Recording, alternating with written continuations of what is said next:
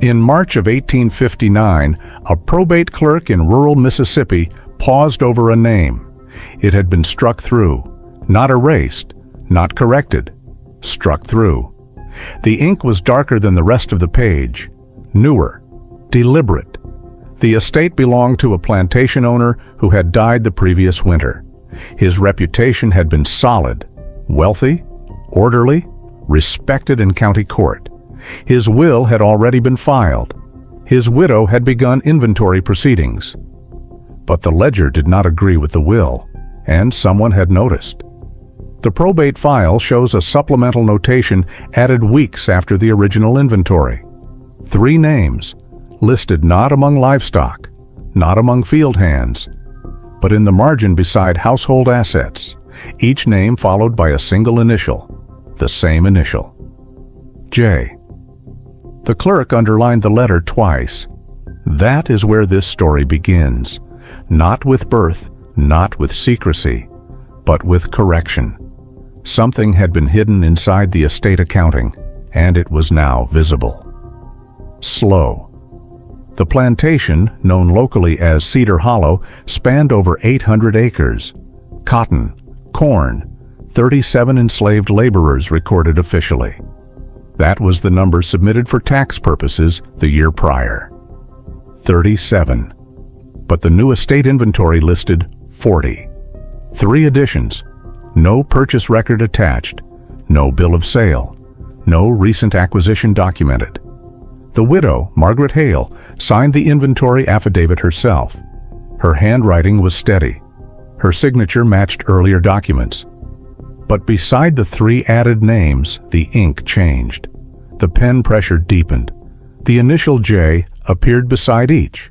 No explanation, no classification, just the letter. The estate lawyer filed a quiet request for clarification. It was routine. He did not accuse.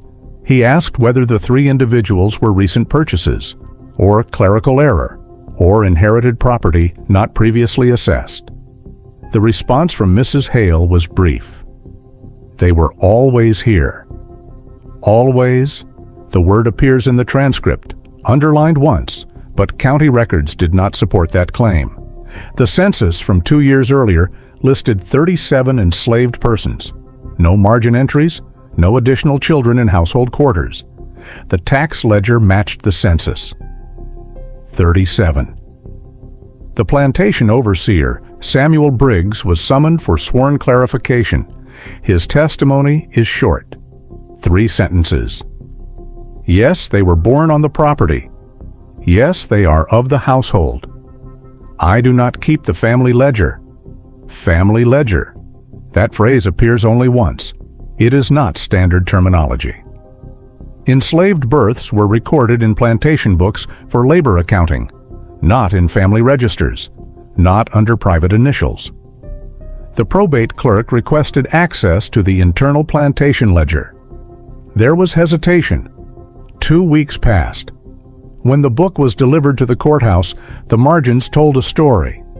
Each of the 3 names appeared earlier, years earlier, beside crop yield tallies, beside medical expense entries, beside fabric purchases. Each time, the same initial marked beside them. J. The plantation owner's name had been Jonathan Hale. He signed legal documents as J. Hale. His correspondence preserved in county archives shows identical pen formation. Same hook at the base of the letter, same extended tail. The clerk compared them carefully. The shape was consistent. The widow did not contest the handwriting. She did not deny the resemblance. She stated only that her husband had taken interest in certain dependents. Dependents? The word appears twice in the record, but they were not listed as dependents in the will. The will divided property evenly between Margaret Hale and 2 legitimate sons. No additional heirs. No codicil acknowledging informal beneficiaries. No mention of the 3 names. Yet they were marked repeatedly in the plantation's private accounting. Slow. The county judge ordered temporary suspension of estate distribution. It was procedural. Quiet, no public announcement. But in small towns, Paperwork travels faster than horses. Within days, whispers began. 3 children, same initial, born on the plantation, not recorded in official census, yet personally marked by the deceased owner. The implication did not require explanation. No accusation was formally filed. But the inventory discrepancy meant one thing: the estate valuation could be inaccurate. If the 3 were legally heirs, enslaved status could be contested. If they were not heirs, why the private notation? And why omit them from the will? The widow appeared again in court 1 week later. She requested immediate continuation of estate auction. Cotton prices were falling. Delay would reduce value. The judge denied the request. He cited irregularities requiring clarification. His phrasing is careful, neutral. But the damage had begun. In a county built on reputation, even procedural hesitation carries weight. A sealed envelope was added to the probate file 2 days later, marked Private Correspondence. Inside was a folded document, unsigned, undated, handwritten. It referenced future provisions for the 3. It did not use the word children. It did not specify relation. It stated only, they must not be dispersed. The handwriting matched Jonathan Hale's earlier letters. The estate lawyer noted the similarity. The widow declined to authenticate the paper. She stated she had never seen it. At this point, the matter could have ended quietly. Property reclassified. Auction resumed. Ledger adjusted. But one detail complicated everything: the ages of the 3 names: 16, 14, 12. Old enough to work, old enough to appear in earlier census rolls, yet absent. The census taker for that district, when questioned, stated under oath, "I recorded all individuals presented to me." Presented. The wording matters. Enslaved persons were often counted in group numbers, but names of children were typically included when born before enumeration. If the 3 were hidden during census count, it required intention, and intention suggests motive. By April of 1859, the estate distribution remained frozen. The widow's request for expedited auction was denied a second time. The county judge requested sworn statements from the plantation's midwife and church registrar. Births on the property needed confirmation. The matter was still procedural, still controlled, still polite. But something irreversible had happened. The reputation of Jonathan Hale was no longer stable. The margin marks had raised a question that could not be erased, and the probate clerk's underline beneath the letter J would remain in the file. What the records revealed would remain hidden for years. They believed the ledger would protect them. It did not.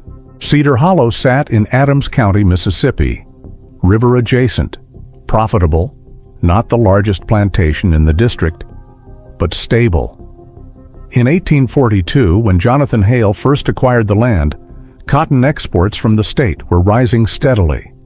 The plantation economy relied on scale. Labor numbers mattered, birth rates mattered, inheritance law mattered. Under Mississippi law at the time, enslaved individuals were classified as property, not persons. Property could be transferred through wills, divided, appraised, mortgaged. Children born to enslaved women inherited the legal status of the mother. This principle was well established. It meant legitimacy did not alter legal status, but paternity could complicate inheritance, especially if acknowledged. At the time, no one questioned the numbers. Census tallies were accepted as provided. Tax declarations were rarely audited. Household books remained private. Jonathan Hale's signature appeared everywhere: land deeds, loan documents, church donation rolls. He contributed to the local Methodist congregation. His name appears on a pew registry from 1848. Reserved seating, front section. The town trusted him. He was described in one surviving newspaper clipping as industrious and reliable. No scandal attached, no litigation history. The Plantation ledger, now stored in the county archive, shows consistent entries beginning in 1843. Cotton yield, tool repair, cloth distribution, medical fees. Beside several entries in 1846 appears a new notation style, single initials in margins, not common practice. Usually enslaved individuals were recorded by first name only, age sometimes included. Skill classification occasionally noted, but initials beside names appear rarely. In 1847, the name Sarah appears in the ledger. Age estimated 18. Beside her name is the letter J, no explanation. The following year, a child's name appears. Thomas. Age 1. No initial beside him in the crop ledger. But in the household expense ledger, Thomas appears beside fabric purchase entries. Initial J present. The household records were considered private, separate from labor books. Sarah's name appears consistently in field labor tallies until 1849. After that year, she disappears from crop entries. Her name shifts exclusively to household supply lists, soap, needlework, medical visits. The transition is visible. The reason is not stated. The children were listed only by first names, no surnames, no classification beyond age. By 1850, the census lists 37 enslaved individuals at Cedar Hollow. Sarah is included. Thomas is not. He would have been 4 years old. Children under a certain age were sometimes omitted in informal counts. But the ledger shows fabric purchases for Thomas that same year. Consistent. Regular. Another name appears in 1851. Eliza. Age listed as newborn. Initial J marked beside her in the margin. The plantation's midwife, Martha Jenkins, kept a separate record book for baptisms and assisted births. Her book, recovered during the probate inquiry, includes entries for Sarah in 1846, 1848, and 1851. Father's name left blank in all cases. This was common, but the repetition drew attention once the probate review began. The ledger does not match the birth register. In 1852, the Methodist Church baptism book lists Thomas and Eliza as baptized. Mother, Sarah. Father, not provided. The church required paternal identification only when formally acknowledged. None was offered. At the time, no one questioned the numbers. Enslaved women often bore children without documented fathers. Legal status did not depend on paternity. But the plantation ledger shows something else. In 1853, Jonathan Hale made an unusual entry. Medical expense, private. Amount significant. Beside the entry, J. There is no corresponding illness recorded among white household members that year. No epidemic noted. Sarah's name appears on household supply pages during that period, then disappears for 3 months, returns in autumn. The town trusted him. Plantation owners managed private matters without interference. Courts intervened only when disputes arose. There was no dispute, not yet.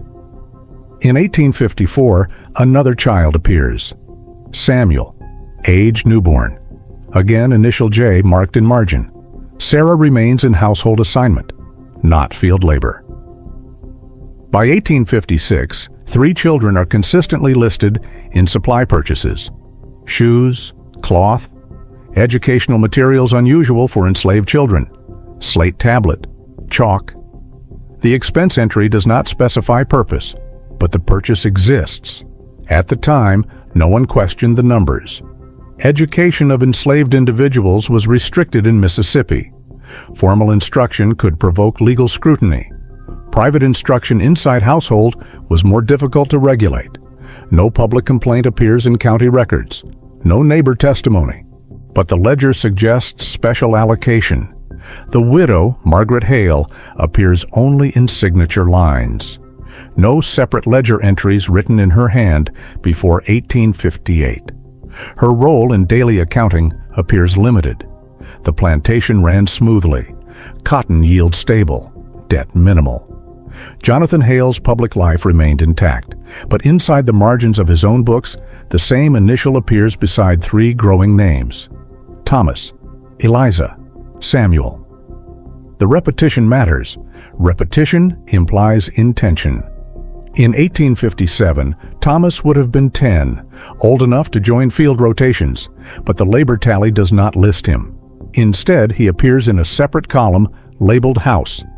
That column includes only two names: Thomas, Eliza, Samuel.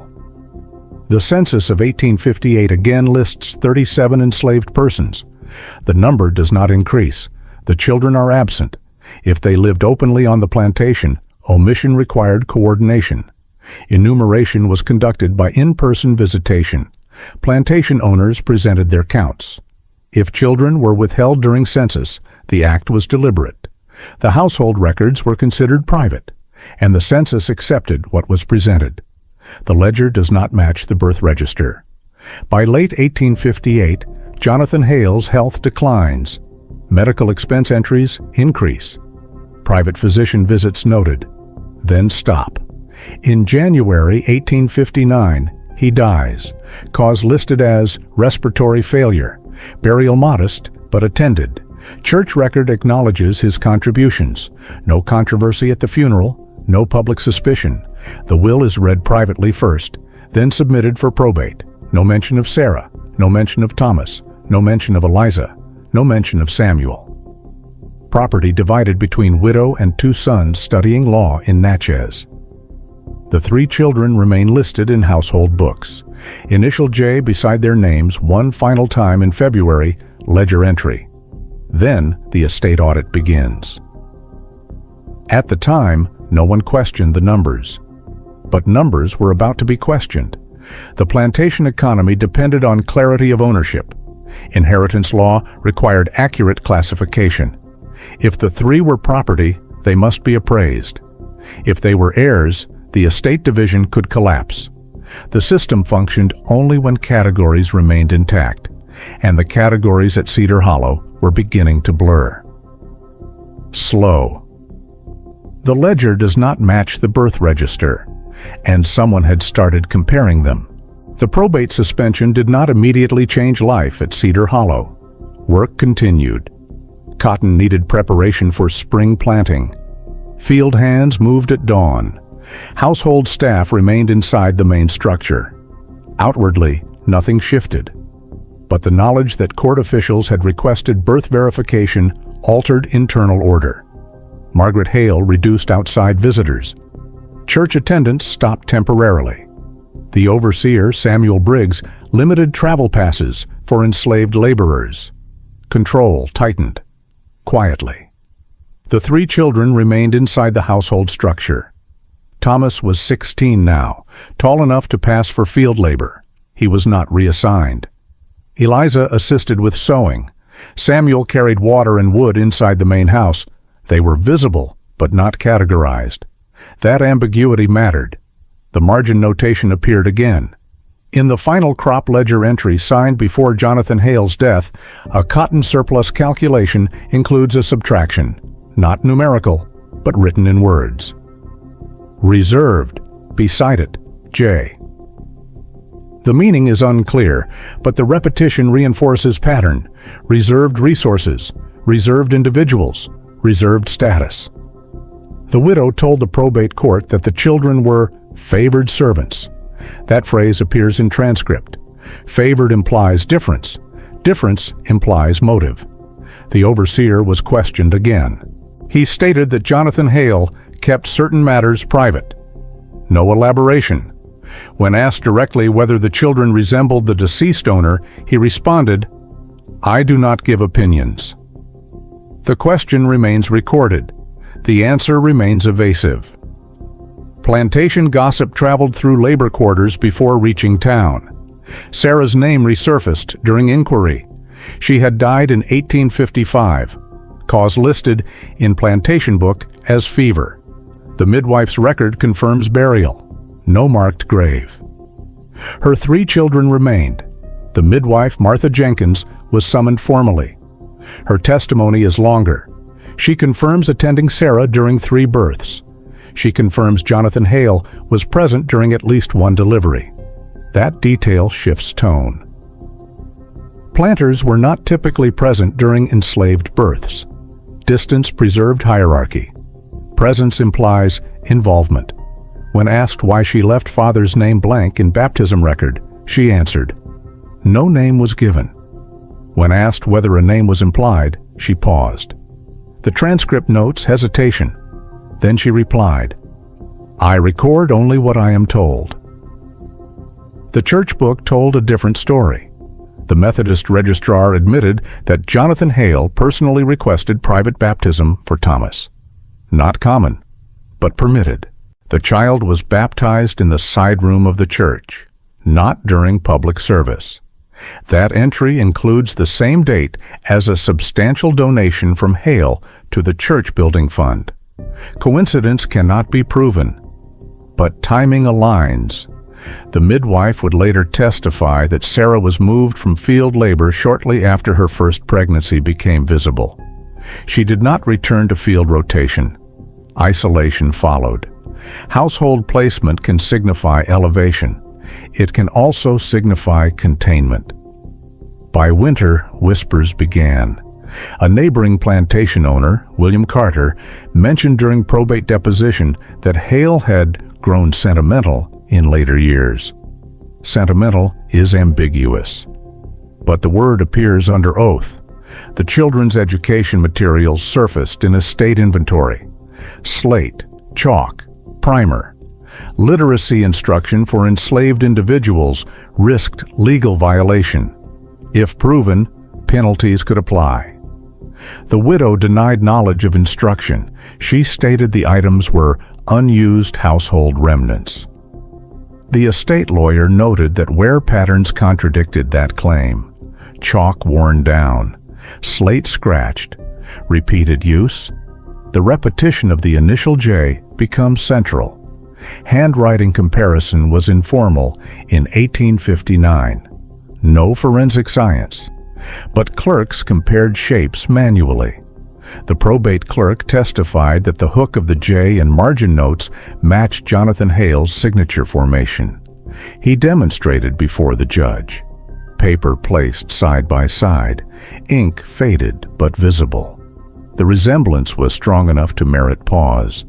The widow did not dispute handwriting similarity. She argued that interest does not imply inheritance. True, but repeated personal marking across years suggests acknowledgement. The plantation sons studying law in Natchez returned briefly. They attended court. They remained silent in transcript. One requested private meeting with a state lawyer. Records sealed. Their return altered town perception. Respectable sons defending father's legacy. The town trusted the Hale name, but trust requires consistency. And the numbers were inconsistent. The census taker was questioned again. He admitted that during 1858 enumeration, the children were not presented. He did not enter the household interior. He counted based on overseer's declaration. If declaration was incomplete, count was incomplete. No penalty for error unless fraud proven. Fraud requires intention. Intention requires evidence. The midwife's deposition adds further strain. She states that during Sarah's 3rd pregnancy, Jonathan Hale ordered that the birth be recorded only in plantation book, not church record initially. Church entry added later. The delay of entry matters. It suggests calculation. The margin notation appeared again in the plantation ledger's last intact page. Thomas, cloth allocation, Eliza, shoes, Samuel, books. All 3 marked J. No other enslaved person carries such marking. The pattern is exclusive. Exclusivity implies special status. Special status invites legal complication. The system began to crack not through outrage, but through paperwork. Probate law requires accurate classification of assets. If the 3 were property, They must be appraised and sold unless retained by heir. If they were informal heirs, status becomes ambiguous. Mississippi law did not easily recognize mixed-race illegitimate children as lawful heirs without formal acknowledgement. No such acknowledgement appears in the will, but the unsigned note stating they must not be dispersed complicates intent. Intent matters in probate interpretation. The estate lawyer hesitated to proceed. Auction postponed. Creditors grew impatient. Cotton prices fluctuated. Financial strain began. Someone outside the plantation noticed.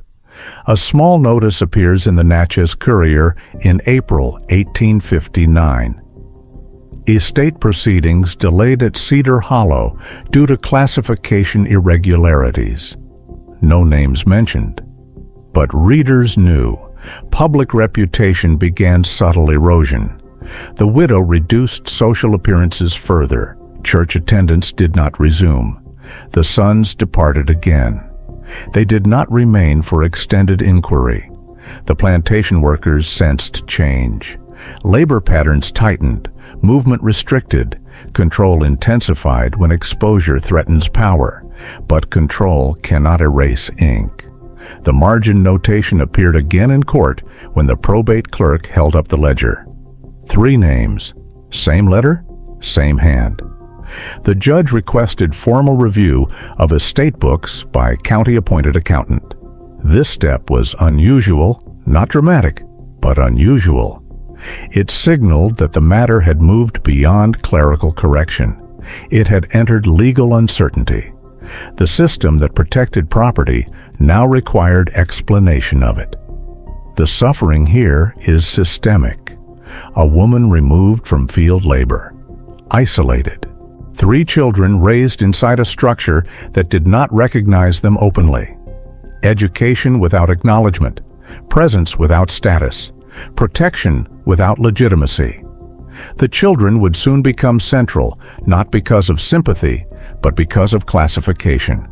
And classification determines fate. The midwife would later testify again. The church book would be re-examined, and the widow would face a question she had avoided. If they were always here, why were they never counted? The county-appointed accountant arrived at Cedar Hollow in late April of 1859. His name was recorded as Elias Turner. He was not a judge, not a prosecutor. He was a numbers man. His task was narrow: verify inventory, confirm classification, ensure valuation accuracy. Nothing more. He began with livestock, mules counted, cattle matched prior tax filings, no discrepancy. He moved to stored cotton bales, weights consistent, storage logs aligned. Then he requested access to internal household books. There was hesitation. Margaret Hale stated the books were personal. Turner reminded her that probate suspended privacy over estate assets. The books were produced, ink faded at edges, leather binding worn. Turner did not look for scandal. He looked for math. He compared annual supply allocations per enslaved person, standardized amounts, cloth, shoes, cornmeal, salt. Most entries followed pattern, but 3 names showed elevated allocations. Not dramatically higher, but consistently higher. Each entry marked J. He calculated cumulative cost over 16 years. It exceeded average by a measurable margin.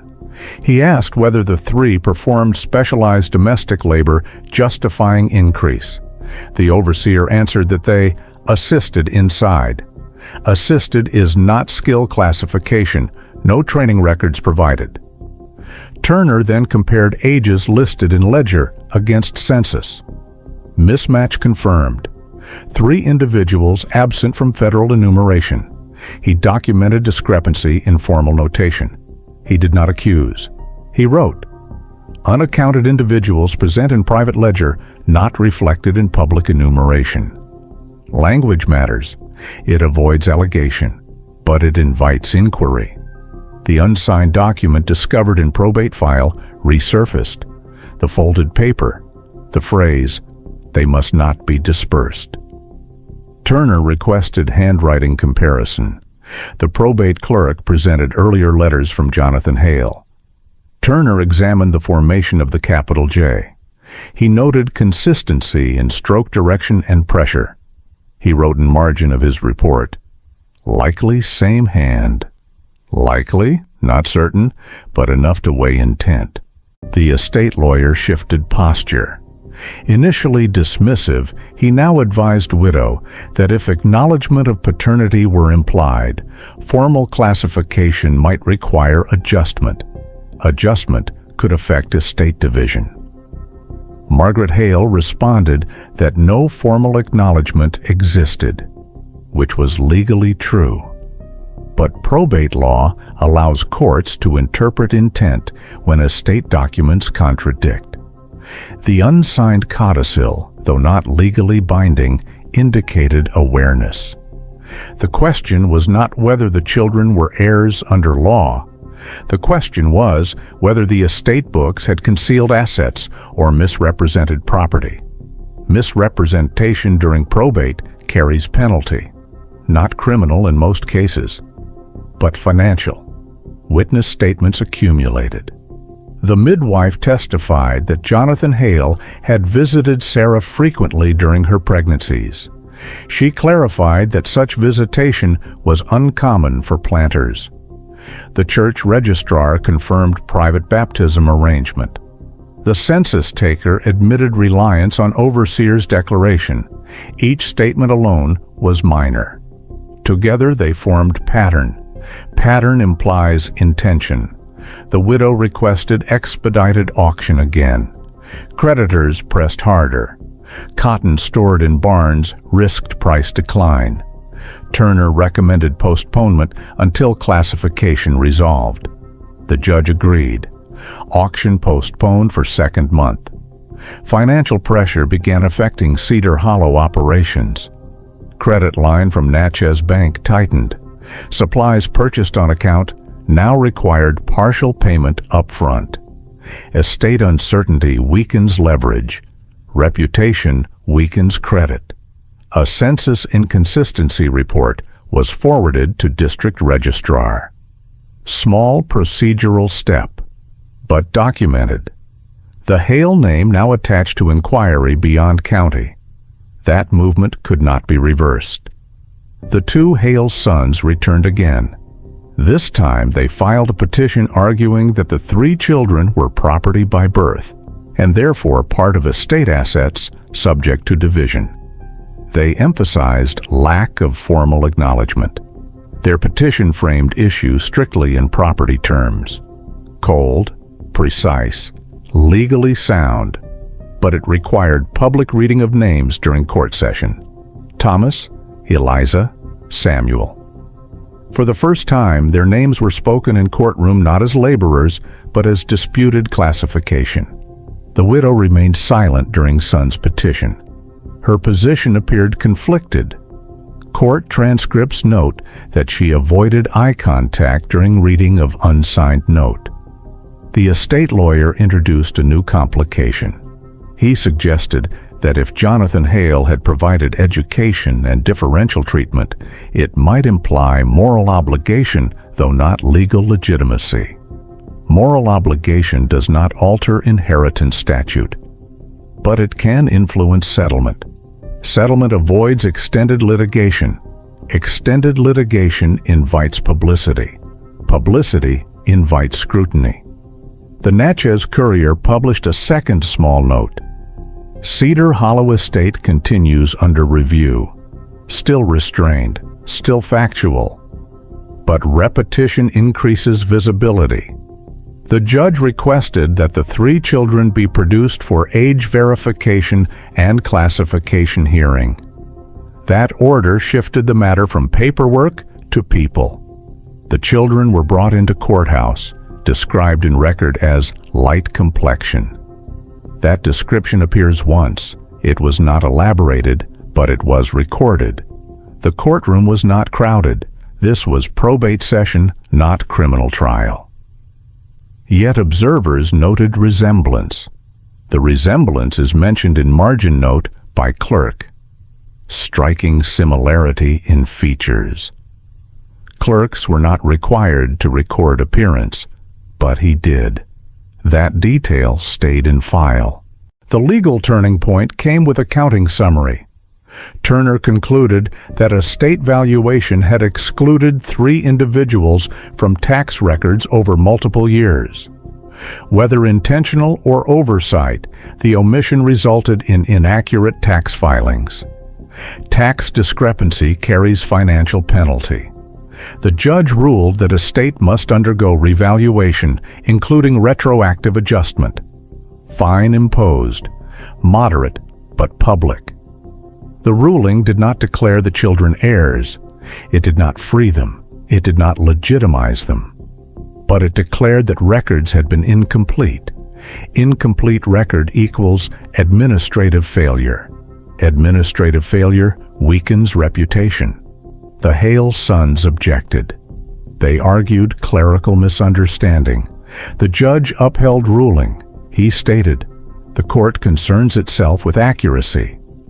Accuracy, not morality, but accuracy exposed concealment. The unsigned note gained renewed weight. Though not binding, it demonstrated that Jonathan Hale had considered alternative disposition for the 3. The judge suggested that equitable settlement could prevent further proceedings. Settlement discussions began privately. Slow. The system was not collapsing, it was adjusting, but adjustment required acknowledgement, and acknowledgement required admission that the margin marks meant something. The auction was postponed a 3rd time. Creditors negotiated reduced interest. The plantation's financial stability eroded gradually. Not dramatic, but measurable. And reputation in Mississippi plantation society functioned as currency. Cedar Hollow's currency was declining. The legal turning point was not dramatic accusation. It was the judge's final statement of the session. A state administration shall not proceed until classification and disposition of the 3 named individuals is resolved. Resolved. That word marked shift. No longer irregularity, now requirement. The margin marks had forced the court to decide.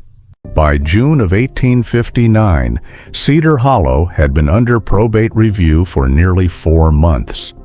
4 months was long enough for creditors to worry, long enough for neighboring planters to speculate, long enough for reputation to thin. The judge did not escalate the matter. He did not summon criminal court. He did not deliver speeches. He did something quieter. He encouraged settlement. The Hale sons faced arithmetic. If litigation continued, legal costs would consume part of their inheritance. If inquiry widened, tax authorities could expand review to prior years.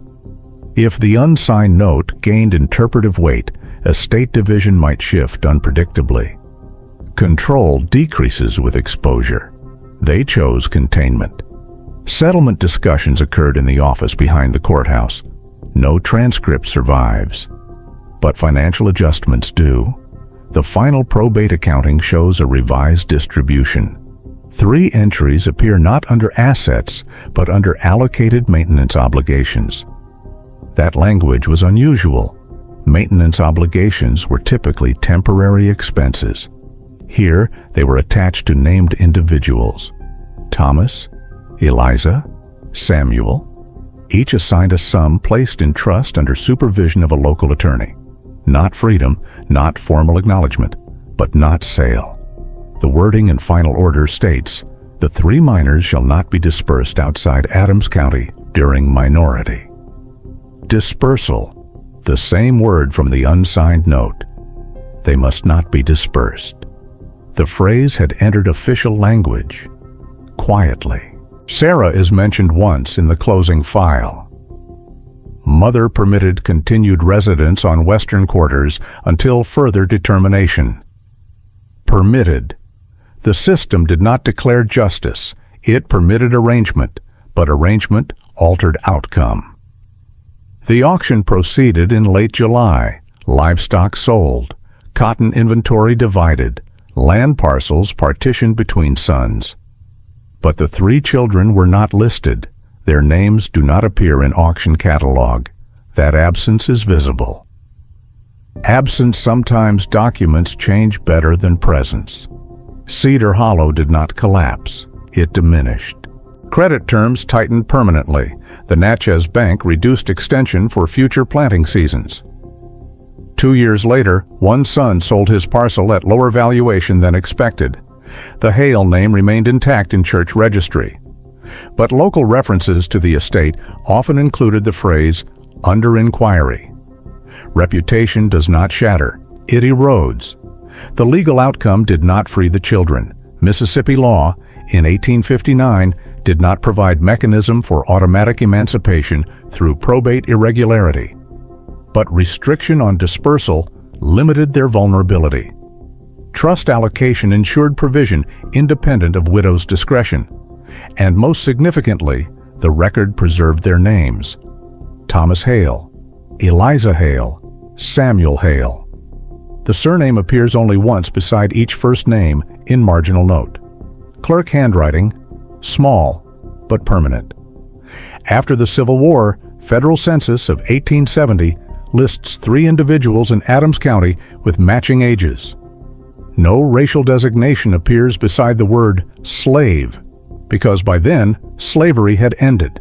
The entries show occupations: carpenter, teacher, clerk.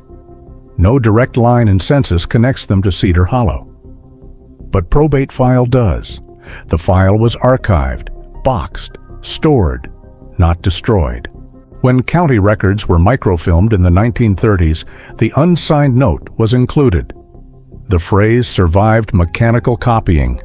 They must not be dispersed. The legal turning point was not emancipation, it was classification. The court insisted on accuracy. Accuracy forced acknowledgement. Acknowledgement limited dispersal. Limitation altered trajectory. That is how systems shift. Not through dramatic collapse, through administrative insistence. Cedar Hollow appears today only as land coordinates. No plaque, no monument. The Plantation house no longer stands, but the probate file remains in county archive. Researchers rarely open it. It contains routine numbers, livestock tallies, corn inventory, debt ratios. And between those pages, 3 names that were almost reduced to property. Almost. The record did not declare them heirs. It did not announce justice. It required accuracy, and accuracy preserved them.